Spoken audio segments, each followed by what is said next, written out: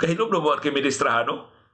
Batan-o ni siya nga aktivista atong 1977. Doon ay forum sa kabataang barangay nga ni barug siya sa pamantasan ng lungsod ng Manila, ang forum.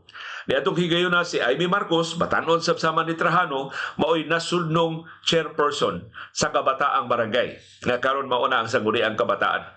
Ni barug si Trajano ug nangutana ni Amy Marcos, "Must the kabataang barangay be headed by the president's daughter?" Mauro kaya pagutana. Wala sa waya si Amy, wala sa waya ang diktadura. Nangutana ra siya. Kinahanglan ba yun nga kabataang barangay panguluhan sa anak sa presidente? Pagkahuman sa forum, nakitaan sa mga estudyante o sa mga nanambong sa kalihukan, gibira sa MIG, sa Military Intelligence Group, na sakop sa security entourage ni Amy Marcos.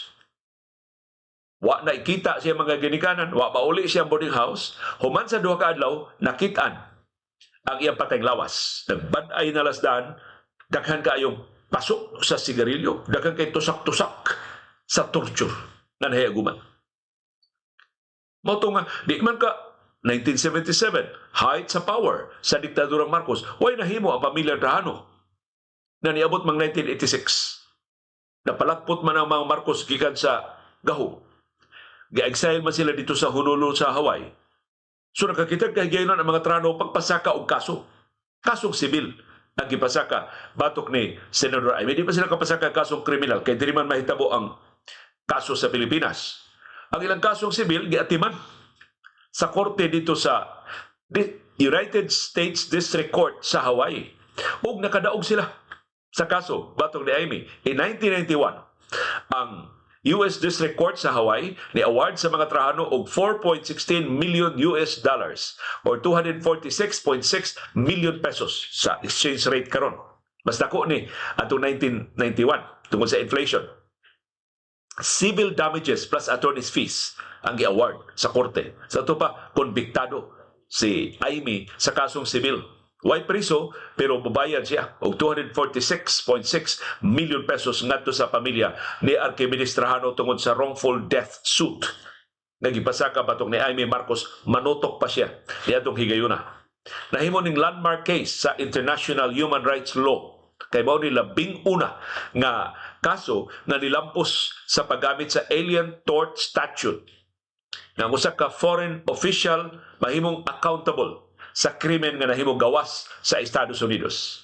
So ang breakdown sa civil damages nga gi-award sa US District Court batok ni Amy, gihimo siyang liable, gideklara siyang liable sa kidnapping, torture ug murder ni Trajano na 21 anyos na estudyante niadtong 1977. Ang total award naglakip sa mosunod $2.5 million sa punitive damages, $1.2 million sa emotional distress sa inahan ni Trajano nga may nipasaka og kaso nga si Agapita Trajano, $236,000 for lost earnings sa biktima, $175,000 sa moral damages sa mental anguish o physical suffering, $246,000 sa attorney's fees o costs sa husay. Despite ini, wa kabayad bisag usa ka dako si Senador Amy Marcos sa pamilya Trajano. Ug lain ning illustration, ordinaryo pa ning sinumbong, bayad ka. Nanagoy awards korte. Kini mong awards korte, diri na mas Amy pagkahitabo ini, nabalik naman siya sa Pilipinas. Isometer ang buhaton sa pamilya Trajano, isometer ang korte, i-award ni sa local court ngadto ni Amy. Pero langay-langay ni Amy Marcos ang kaso, hanto ni abot ngadto sa Korte Suprema. O gasulti sa Supreme Court,